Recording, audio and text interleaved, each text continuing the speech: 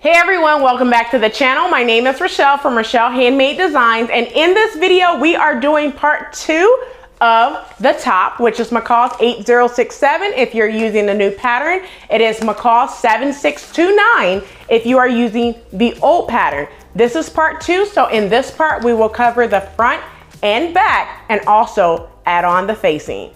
So without further ado, go ahead and don't forget to like, comment, and subscribe. Turn on the notification bell so you are notified every time I upload a new video. So without further ado, let's go ahead and get right on into part 2. All right, so welcome back. This is episode 2, or you could say part 2 of the shirt, McCall's 7629. If you're using the new pattern, it's McCall's 8067 as well. So what we are doing today is we are going to construct the front, back, and the facing. Now, before we get started, I'm gonna go ahead and show you the pattern pieces. So the first one that we will be using today will be pattern piece number 2. You need to cut 2 of fabric.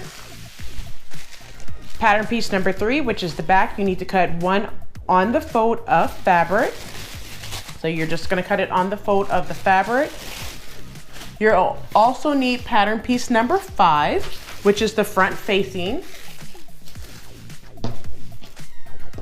And you need to cut 2 of fabric and 2 of interfacing. And the last piece we will be using today is pattern piece number 6, which is the back facing. This is the pattern piece that you need to have cut out with the wrong side facing of the pattern piece facing up, and then you're going to cut around, being that you will cut this on the fold, and make sure you transfer all your dots and your notches as well.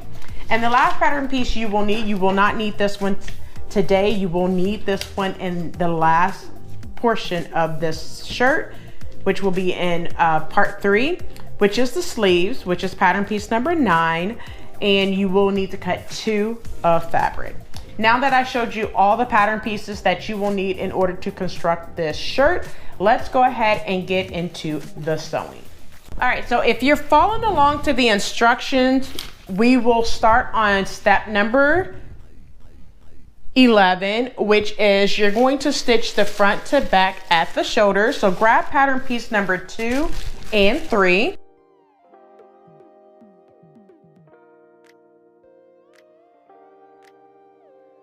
And what I want you to do is with the back, you want to have the back facing up, and then you want to put with right sides together. Make sure that your fronts are with right sides together, and you're going to pin at the shoulders.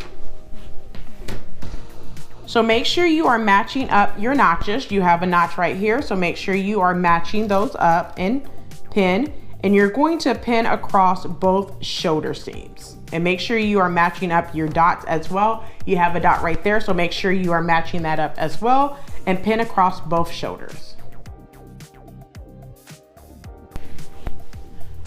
All right, so now that both shoulder seams are pinned, using 5/8 of an inch seam allowance, back stitch at the beginning and at the end, and sew across both shoulder seams, and then go ahead and finish off with your serger, pinking shears, or however you are finishing off your seams. Go ahead and do that now.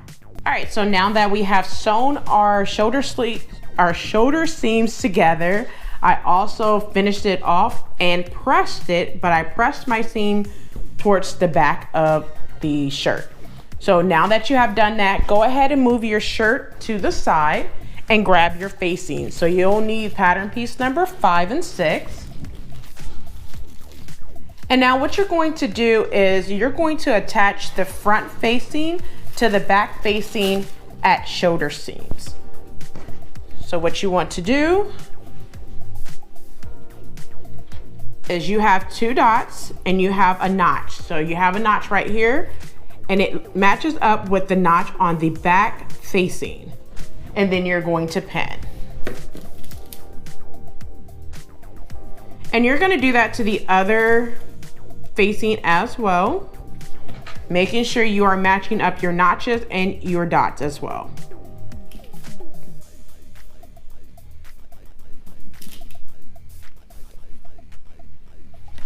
All right, now that you have both of your front facing pin to your back facing, you're gonna go ahead and sew across using 5/8 of an inch seam allowance, back stitch at the beginning and at the end. And if you would like, you could go ahead and put in your label now on the back seams, back facing, if you would like at this point. So go ahead and sew your shoulder seams for your facing right now using 5/8 of an inch seam allowance. All right, so now that I have went ahead and attached my facings together at the shoulder seams, I also went ahead and added in my label as well, and then I serged or finished off the outer edge. So basically, when you look at it, it's that bottom edge all the way around where you do not have any notches.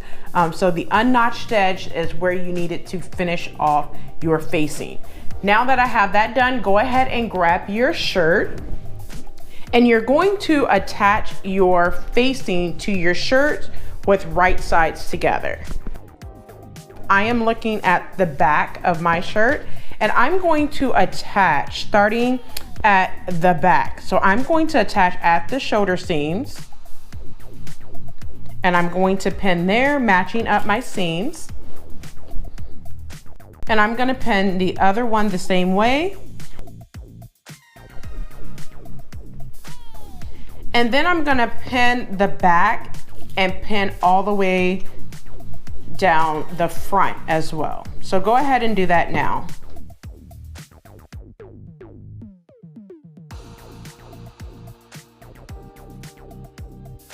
All right, so now that I have the facing pinned to my shirt, I'm gonna start at the back, the center back seam. I'm gonna start there and then sew across, sew all the way down to the hem of my front facing one side, turn it over, and then do the same thing the opposite direction. I will be using 5/8 of an inch seam allowance. I'm gonna back stitch at the beginning and at the end. Once I'm done with that, I will trim my seam allowance down and then press my seams towards my facing. So go ahead and do that now. Okay, so now that I went ahead and attached the facing to the front, what we're going to do is go ahead and trim your facing down. I'm gonna trim mine to about 3/8 of an inch seam allowance all the way around. So go ahead and do that now. All right, so now that I have trimmed it down, what you want to do is at the hem, I did one side, so I'm gonna show you what I did. So I did this side, so what you want to do is turn the facing onto itself, and you're going to stitch across using 5/8 of an inch seam allowance. Now I do wanna make a note, if you have your instructions, go ahead and get your instructions out. It is on, I think it's step number 18 is where we are, where it says turn facing to inside press, baste in place, and then on the outside, you're going to stitch using a basting as a guide. All right, so we're not gonna do that. I'm gonna show you what I'm going to do because it doesn't tell you how to finish off your hem. And this is how you need to go ahead and finish off your hem. All right, so I have done it on this side because when you stitch across using 5/8 of an inch seam allowance, when you turn it to the inside, you have a finished edge, so you could go ahead and press up your hem. So I'm gonna show you how to get that on the other side. So after you finish off your facing, after you attach your facing to your front, right? You still have it folded onto itself. All you're going to do is stitch across 5/8 of an inch seam allowance. So you're gonna start at the beginning, you're gonna back stitch at the beginning, and sew all the way down to this edge right here, and then you're going to back stitch at the end. Do that using 5/8 of an inch seam allowance. Go ahead and do that now. All right, so now that you have went ahead and sewn the bottom portion of your facing, what you want to do is go ahead and trim that down. So I'm going to trim it down by cutting just a little bit off right here. And then I'm gonna take off about 1/4 of an inch. So I'm gonna go across this way. So it creates like a upside down L. So it creates that. So I'm gonna do it on both sides. So on the other side, I'm gonna do the exact same thing. And I'm gonna show you that again. So right here, I'm going to come up about 1/4 of an inch and then come across to meet that cut.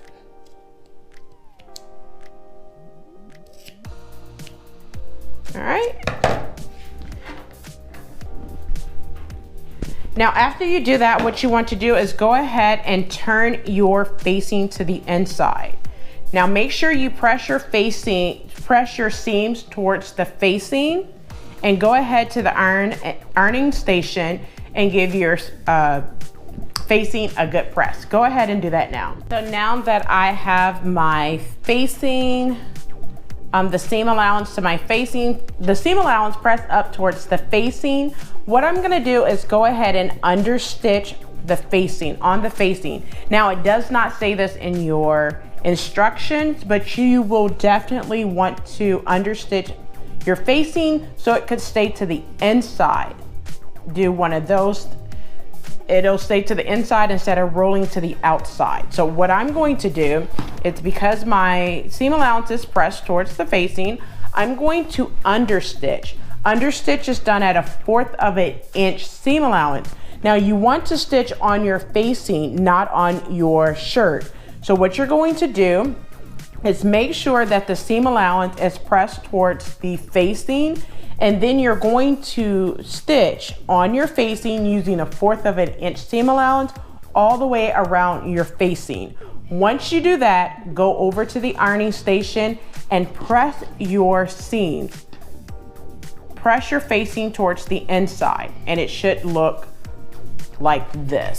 So you're going to make sure that you turn that facing corner at the bottom, and then make sure that you give it a good press, and it should look like this.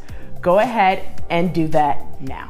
All right, so now that we went ahead and understitched our facing, we went ahead and pressed it to the inside.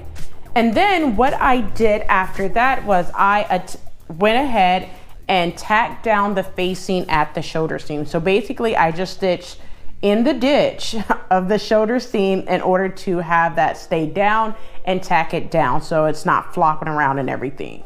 Once you do that, give this a good press, and then go ahead and head over to the last part of the shirt, which is part 3. And in that video, you will be able to go ahead and create your sleeves using the flat method, attach your side seams, make your buttonholes, and add on your buttons. Once you do that, your shirt is all done. So go ahead and head over to part 3 now.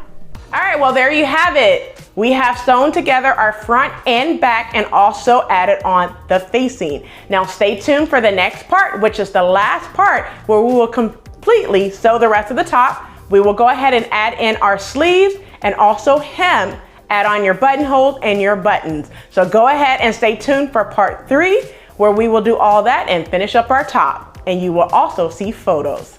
So stay tuned for that video that will be posted soon. So don't forget to like, comment, and subscribe.